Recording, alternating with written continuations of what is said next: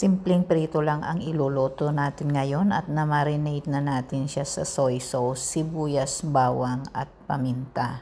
Pakukuluan muna natin ito sa tubig na nilagyan natin ng lemongrass para manuot ang lasa sa chicken. Dadagdagan natin ng soy sauce at pork cube para mas malasa. Takpan natin hanggang sa kumulo.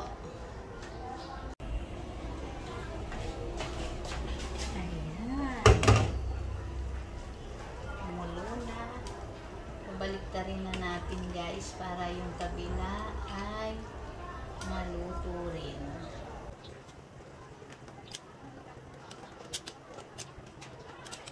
Pakuluan natin ng another 10 minutes para yung other side ay maluto rin.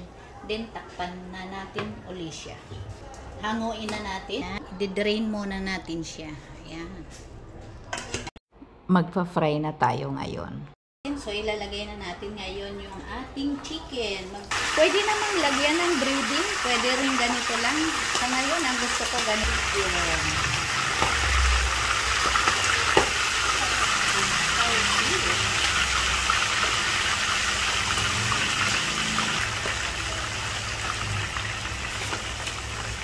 Pagkakasyahin na natin para isang batch lang ang pagsalang natin. Dapat naman yung ato.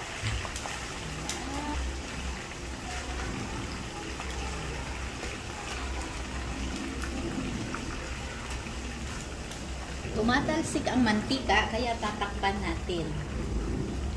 Para hindi tayo matalsikan. Takpan natin. Ayan, babalik na natin. Ayan, maganda. Pagkakaluto. Ayan, ito na yan. Babalik natin siya ngayon. Para itong other side naman niya ma-fry.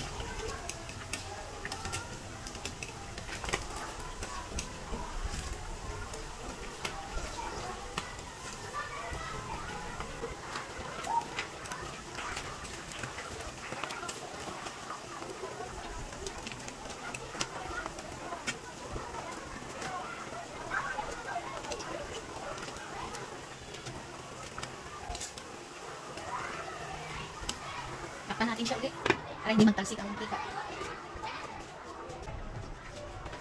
Ayan, luto na. Ang ganda ng pagkaka-fry natin, guys. Ayan o.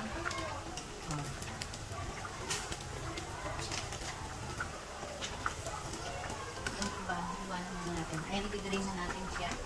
Ayan, ilagay na natin dito para ma-drain yung excess oil niya. Ayan, balik na rin lang muna natin. Kulahin din natin para maganda.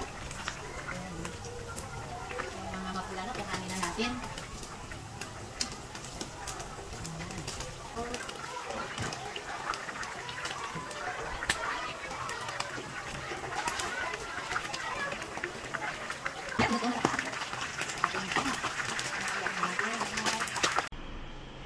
Ayan na guys, yung na-fry natin, no? Nilagay na natin dito sa strainer para ma-drain yung excess oil niya. Ayan, hindi na natin nilagay sa plato. Diyan na lang muna siya.